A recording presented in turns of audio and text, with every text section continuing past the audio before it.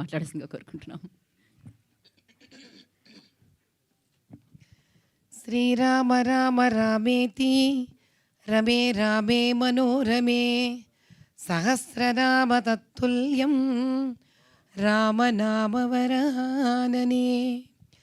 రామచంద్రుడి పేరు చాలా మనోహరమైనది. అంటే ఆయన పేరు తలుచుకున్నంతనే సంతోషము, ఆనందము, ఉత్సాహము, ఆహ్లాదమే రావడమే కాకుండా ఆయనది ఒక్కసారి నామం తలుచుకుంటేనే సహస్ర నామాలు తలుచుకున్నంత విలువైనది, బలమైనది అని శివుడు రాముడు గురించి చెప్పడం జరిగింది. అందుకే శివ ఉవాచ అని ఈ మాట చెప్తారు. విచిత్రమైన విషయం ఏంటి అని అంటే, ఈరోజు పొద్దున నాకు కర్నల్ భిక్షపతి అని ఫోన్ చేశారు. ఆయన అన్నారమ్మా, మీకు 2 విషయాలు చెప్పాలి తల్లి, చాలా ముఖ్యమైనవి అని. ఏంటండి అని అంటే, ఆయన ఎవరో నాకు తెలీదు, నేనెవరో బస్ ఆయనకు తెలిసి ఉండొచ్చు. నంబర్ ఎక్కడి నుంచో తీసుకొని నాకు ఫోన్ చేశారు.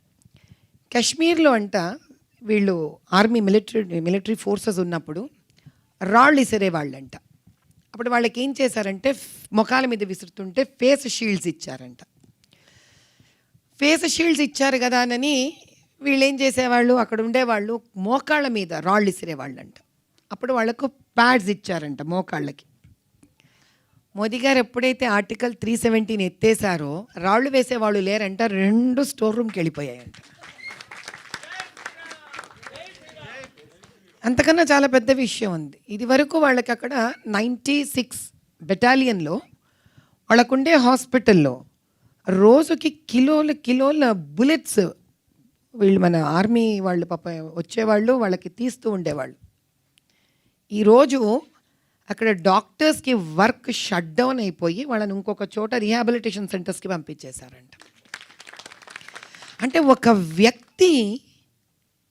వ్యక్తి ధర్మం కోసము నిస్వార్థంగా నిలబడిన నాడు ఎంత మార్పుని 75 సంవత్సరాలుగా ఇంకా ఇది మనది కాదేమో, ఈ దేశం మీద ఉన్న ఈ కిరీటం కానీ ఆ తలకాయ, ఈ దేశానికి తలకాయ ఎలా కనిపిస్తూ ఉంటుంది మనకి కాశ్మీర్, ఆ పైన ఆ వంకర ఉండేది, ఆ చక్కటిది ఒక కిరీటంలా ఉంటుంది మనం కరెక్ట్గా కనుక చూడడం జరిగితే. సో దేశానికి అటువంటి ఆ తలకాయ, దాని మీద కిరీటం ఇంకా మనది కాదేమోనని అందరూ నిర్ణయించుకున్నా కూడా ఎక్కడికి పోలేదు. దేశం తలకాయ దేశాంతే, దాని కిరీటంనే నిరూపించారు. అటువంటి అద్భుతమైన కర్మయోగి మోదీ గారు. మనందరి అదృష్టం ఆయన కాంటెంపరీస్గా ఉండడం. అంటే ఆయన ప్రధానమంత్రిగా మనకి ఉన్నప్పుడు మనమందరం కూడా ఆయనతో పాటు భారత భూమి మీద జీవించి ఉండడం మన అదృష్టం.